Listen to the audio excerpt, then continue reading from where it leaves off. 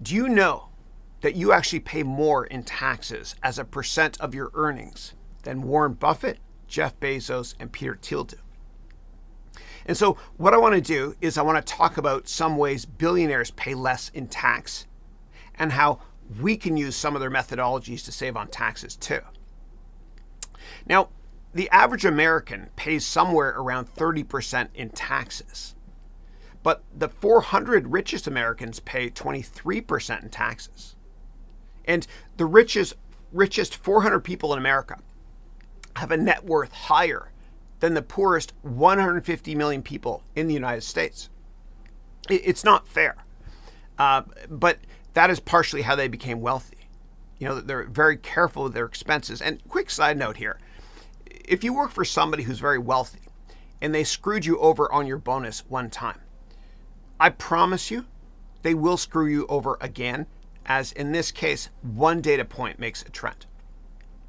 It's so extreme, actually, that Jeff Bezos in 2011, he claimed $4,000 per child, $4,000 per child of his for a tax credit. And he's got 4 kids. And that year, actually, his net worth was, of course, billions and billions of dollars. So is this illegal? No. Is it ethical? I don't think so when it comes to billionaires, as they're in the highest tax bracket, but they don't pay what they should be paying in taxes. And in 2007, Jeff Bezos paid no federal taxes at all.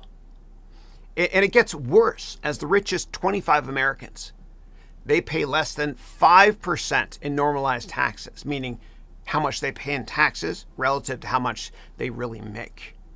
And Warren Buffett, over a recent 5-year period, paid a normalized tax rate of 0.1%. And the top tax bracket in America, I'm from Canada, the top tax bracket in America is 37%. And look, I'm without a doubt a capitalist, but this wealth disparity is not fair. You know, at least make people in the top tax bracket actually pay at least 37% in taxes. Now, let me explain how Peter Thiel, who's the most successful venture capitalist in history, let me explain how Peter Thiel saves money on taxes. So, in almost every single country in the world, from a tax perspective, you can save a certain amount every year and let it grow tax-free until you retire.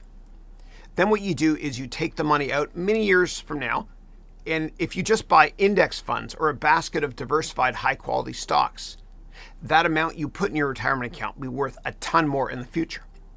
And when you take out that money, you pay taxes then. And in America, it's called a 401k. And you can search Google for 401k equivalent in your country. Now, there's another retirement account that Peter Thiel used to save billions of dollars in taxes, and it's called a Roth IRA. Now, a Roth IRA is just like a 401k, except you pay taxes first. Then you let the money grow, and then when you take the money out in the future, it's tax-free. So why would anybody want to pay taxes first?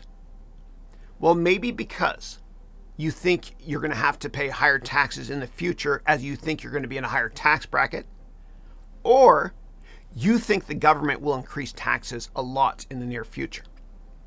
And with the Roth IRA, you can't put in more than $6,000 per year, unlike a 401k, where the annual limit you can put in is close to $20,000. And what you can do is you can search Google for the Roth IRA equivalent in your country, assuming one exists in your country.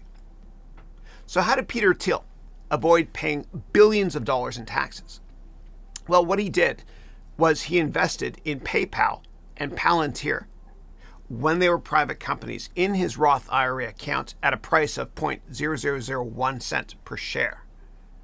And apparently you can do this after you talk to your accountant, as long as you don't own more than half of the company. And so Peter Thiel's Roth IRA might now be worth somewhere between $5 and $10 billion. Now, the controversy is pretty big when it comes to Peter Thiel with this, because did he have control of those companies? Although he only owned less than 50% of those companies, did he really have control or not as the CEO of PayPal, for example. It's very debatable, but I think the tax laws will soon change. So you won't be able to use a Roth IRA if you have a certain net worth. So if you want to max out your Roth IRA, speak to your accountant very soon. And very rich people, like Buffett and Thiel, they pay less in taxes as a percent of what they make relative to all of their employees. And they hire very expensive tax lawyers to find loopholes. And before Biden became president, after he got elected, but before he actually became president in January of this year, what happened was many wealthy Americans moved their money into different accounts and often into other countries. And Peter Thiel even went so far as to get citizenship in New Zealand, just in case the tax rules change in America. And Tony Robbins, who's awesome, I love him, he actually left California and he lives in Florida, as taxes are, rightly so, lower there. So when Peter Thiel sells shares in Palantir, which is publicly traded, he does not have to pay taxes. So if you have a relatively high net worth, it makes sense to hire a tax lawyer at a ridiculous price of $500 an hour or $1,000 per hour, as they save the wealthy a ridiculous amount of money. And this is how the richest Americans pay under the 37% highest tax bracket. And I think the most important thing we can do to legally minimize the amount of taxes we pay is, number one, max out your annual retirement contribution. And number two, max out your annual education tax contribution for your kids and let it grow tax-free like a retirement savings account. And number three, hire an accountant to do your taxes. And if you have a very high net worth, think about hiring a tax lawyer. I do think that nobody in this country should have the right to pay less than 37% in taxes if they're billionaires and hence in the highest tax bracket.